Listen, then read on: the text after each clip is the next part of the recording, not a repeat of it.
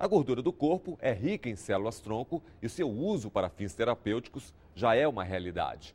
Vamos conhecer os estudos em andamento e a importância do sangue do cordão umbilical e do próprio cordão. Então, para que serve esse tecido humano que a gente tem a gordura? A gordura serve para proteção, manutenção de temperatura, reserva energética, formatação do contorno. Esse os brasileiros conhecemos bem.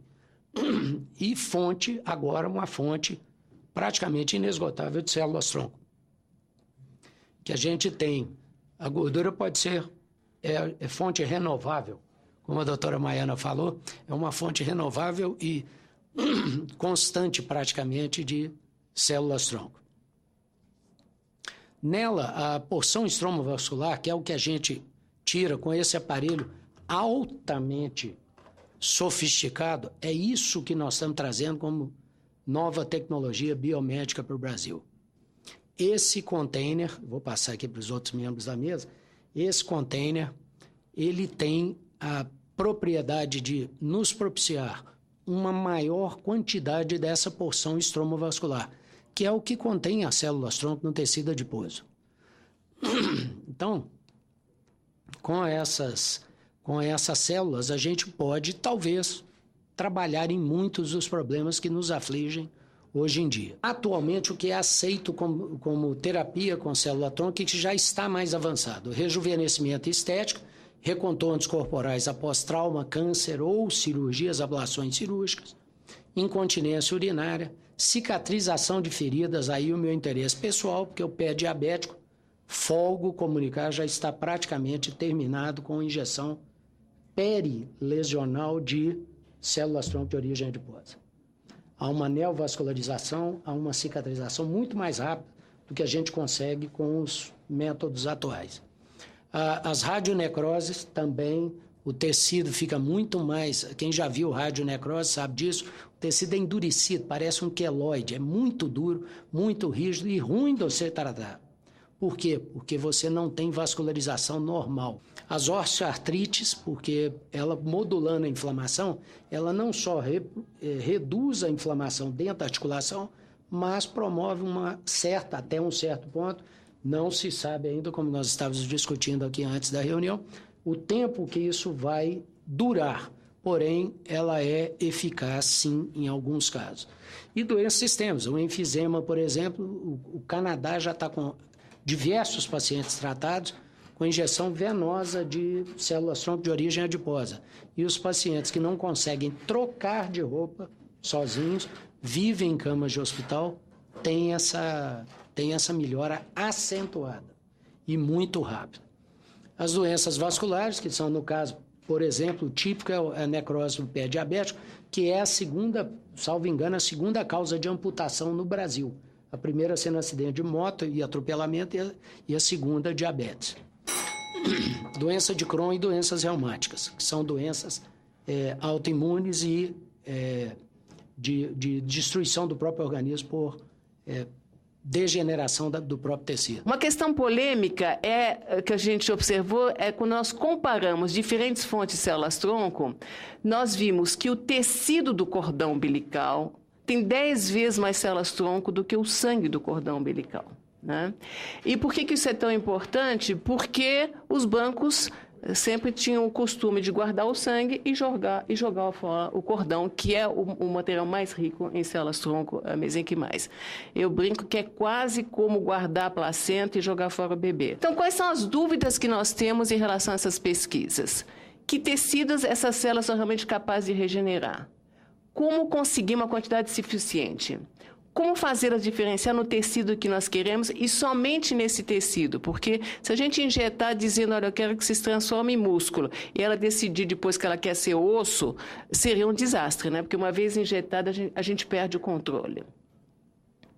Como garantir que elas chegam, permaneçam no órgão alvo, né? E não fiquem espalhadas em outros lugares? Será que a gente tem que dar uma ou múltiplas injeções?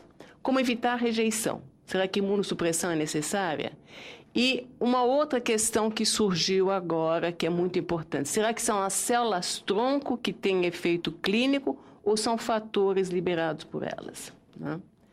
Bom, então nós estamos comparando, para responder essas questões, a eficiência de células-tronco de diferentes fontes para regenerar osso e músculo, tanto no laboratório, in vitro, como em modelos animais, né? Que é o futuro da terapia celular. A terapia celular, ela se desenvolveu no aspecto regulatório, né? Estou especificamente dizendo no aspecto regulatório. Na Anvisa, após a publicação da Lei de Biossegurança, né, 11.105, que trouxe, no seu artigo 5º, a permissão de pesquisa e terapia com utilização de células-tronco embrionárias. Apesar dela falar, a lei ser específica para células-tronco embrionárias, o desenvolvimento regulatório se deu a partir desse momento, né? O desenvolvimento mais avançado e a preocupação da agência, de fato, em fazer a regulação. O decreto que regulamentou a lei coloca para a Anvisa a obrigação de estabelecer normas para procedimentos de toda a fase produtiva, né? Coleta, processamento, testes, armazenamento, transporte e também o uso dessas células tronco embrionárias. Entendendo que a Anvisa tem esse papel de regulação do uso das células tronco embrionária, também se pode entender que a gente, baseado também na 9782, que a gente também tem a obrigação legal e dada pelo Congresso Nacional a gente, de regular o uso também das células que não são embrionárias. Bom, o que nós já fizemos de fato, então, senador? A primeira proposta, a primeira regulação publicada sobre esse tema foi a RDC 9 de 2011. Essa regulação ela é específica para o funcionamento dos centros de tecnologia celular. Que são esses centros? São os estabelecimentos que vão produzir essas células para terapia ou pesquisa clínica. Então, nossa preocupação primária foi essa, foi estabelecer critérios mínimos para a produção, da coleta ao transporte dessas células, visando segurança e qualidade.